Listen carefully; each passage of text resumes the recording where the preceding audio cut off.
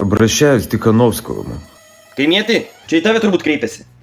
Слушай, Тихановский, а ты берега чуть-чуть не попутал? Че ты тут кипиш у меня в стране доводишь? Причем аж, прикош, Че тут за митинги какие-то делаешь? опека. Че ты тут воду мутишь? Прикош. Приехал Каши, вышел из тюрьмы, и тут какой-то цирки у нас устраиваешь.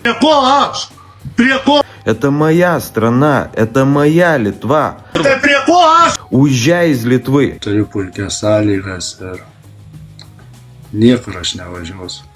Забирай свою бабу и уезжай. Ką aš dabar padariau? Ты попроси у своей Светы.